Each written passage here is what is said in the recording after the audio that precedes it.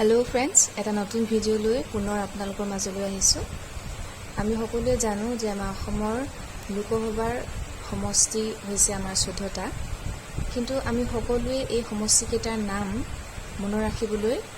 হয়তো বহুত ক্ষেত্ৰত অসুবিধা পাওঁ কাৰণ 14টা সমষ্টিৰ নাম হয়তো বহুতে মনত ৰাখিব পাৰে মই এটো নকওঁ যে সকলোৱে মনত ৰাখিব নোৱাৰে কিন্তু কিছুমানৰ কাৰণে হয়তো দিগদাৰ হয় মোৰ কাৰণেও 14টা সমষ্টিৰ নাম মনত ৰখা যথেষ্ট দিগদাৰ আছিল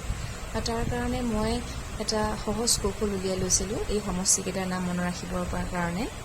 আৰু মই ভাবিলো যে যেহেতু মই পাৰিলো মনত ৰাখিব আশা কৰো যিসকলে এই সমষ্টি কেইটাৰ নাম মনত ৰাখিব পৰা নাই তেওঁলোকৰ বাবে এই কৌশলটো সুবিধাজনক হ'ব আৰু সেয়ে আপোনালোকৰ মাজলৈ মই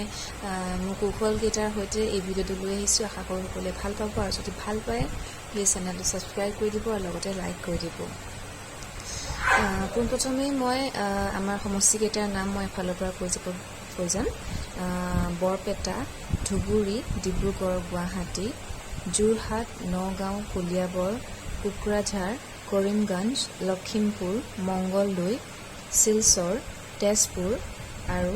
স্বায়ত্তশাসিত জিলাৰ সমষ্টি আমাৰ যেটো অটোনমাস ডিস্ট্ৰিক্ট বুলি কয় আমি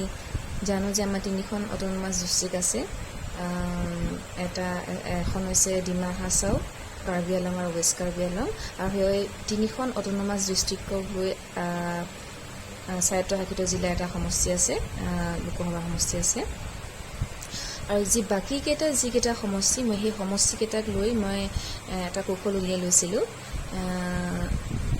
প্ৰথম আহিছো বৰপেটা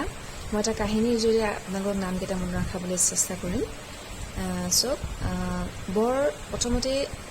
আৰম্ভ কৰিছো যে বৰপেটুৱা নামৰ এটা ল'ৰা আছিল তো বৰপেটুৱাৰ পৰা কি হ'ল বৰপেটা তো বৰপেটুৱা নামৰ ল'ৰাটো কি হ'ল এদিন ধুবীৰ ওচৰলৈ গ'ল তো ধুবীৰ পৰা ধুবীৰ ওচৰলৈ যেতিয়া সি গৈছিল তেতিয়া যাওঁতে সি বাটত কি পালে গড় দেখা পালে আৰু হাতী দেখা পালে তো গড় দেখা পালে আৰু হাতী দেখা পালে যেতিয়া সি গড় আৰু হাতী দেখা পালে সি বহুত ভয় খালে গড়ৰ পৰা ডিব্ৰুগড় হাতীৰ পৰা গুৱাহাটী তো এই দুটাৰ পৰা আমি দুটা সমষ্টি মনত ৰাখিম গড়ৰ পৰা ডিব্ৰুগড় হাতীৰ পৰা গুৱাহাটী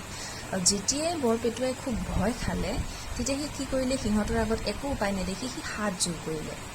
হাত জোৰৰ পৰা যোৰহাট ঠিক আছে যেতিয়া সি হাত জোৰ কৰিলে তেতিয়া সি তাৰ পৰা বাচি গ'ল একো নকৰিলে গড় আৰু হাতীকেইটাই তাৰপিছত সি গৈ আছে সি এখন নতুন গাঁও পালে নতুন গাঁৱৰ পৰা নগাঁও সমষ্টি তাৰপিছৰ পৰা নতুন গাঁওখনত সি মানুহ এঘৰত সোমালে আৰু সেই মানুহ ঘৰৰ এগৰাকী মানুহ আছিল তেওঁ বৰণটো ক'লা আছিল ক'লাৰ পৰা কলি আৰু সকলোৱে তেওঁ কলিয়াবৰ বুলি সকলোৱে তেওঁ কলি বুলি মাতিছিল তো কলিৰ পৰা কলিয়াবৰ এনেকৈ মনত ৰাখিব যে ক'লাৰ পৰা কলি আৰু কলিৰ পৰা কলিয়াবৰ সমষ্টি ঠিক আছে মানুহগৰাকী ক'লা আছিল তাৰপিছতে হ'ল কি সেই মানুহ ঘৰত সিহঁতি কি খালে কুকুৰাৰ কাৰী খালে কুকুৰাৰ পৰা কোকৰাঝাৰ কাৰীৰ পৰা কৰিমগঞ্জ ঠিক আছে তো কুকুৰাৰ কাৰী খালে মই প্ৰথমতে কৈছিলোঁ যে কাহিনীটো কি আছিলে মানুহগৰাকী আছিলে ক'লা তো ক'লাৰ যদিও তেওঁ ক'লা আছিল মানুহগৰাকী কিন্তু খুব কি আছিল লখিমী আছিল তো লখিমীৰ পৰা লখিমপুৰ লখিমী হোৱাৰ কাৰণে তাহাঁতৰ ঘৰখনত কি হৈছিল খুব মংগল হৈছিল মংগলৰ পৰা মংগলদৈ সমষ্টি আৰু মংগল হৈ শেষত কি হ'ল মই এনেধৰণে মনত ৰাখিছিলোঁ যে মংগল হৈ যোৱাৰ ফলত লাহে লাহে কি হৈ গ'ল সিহঁতৰ ঘৰখনৰ মানুহে কোৱা মতে যে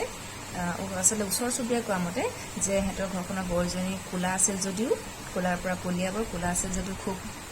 লখিমী আছিল লখিমীৰ পৰা লখিমপুৰ আৰু লখিমী হোৱাৰ কাৰণে ঘৰখনৰ খুব মংগল হৈছিল মংগলৰ পৰা মংগলদৈ আৰু লাহে লাহে সিহঁতৰ ঘৰখনৰ কি হৈছিল অৱস্থা একেবাৰে শিলৰ দৰে শক্তিশালী হৈ গৈছিল শিলৰ দৰে পৰা শিলচৰ আৰু লগতে গোটেই ঘৰখনৰ মানুহবোৰ তেজস্বী হৈ পৰিছিল তেজস্বীৰ পৰা তেজপুৰ ঠিক এনেধৰণে আপোনালোকে যদি কাহিনীটো মনত ৰাখিলে আপোনালোকৰ যি এই 13টা সমষ্টিৰ নাম সেই 13টা সমষ্টিৰ নাম আপোনালোকে খুব সহজে মনত ৰাখিব পাৰিব আৰু এই সমষ্টিটোৰ কাৰণে মই কোনো ধৰণৰ কৌশল লোৱা নাছিলোঁ কাৰণ ই সম্পূৰ্ণ বেলেগ আছিল ই আছিল অটোনমাস ডিস্ট্ৰিক্টৰ আমাৰ এটা সমষ্টি আছিল স্বায়ত্তশাসিত জিলাৰ যিটো সমষ্টি গতিকে ই যিহেতু পৃথক গতিকে মনত ৰাখিবলৈ ইমান কঠিন নহ'ল কিন্তু এই ডিস্ট্ৰিক্ট সমষ্টিকেইটাৰ নাম মই এনেধৰণে মনত ৰাখিছিলোঁ আৰু আশা কৰোঁ আপোনালোকে ভিডিঅ'টো চাই ভাল পালে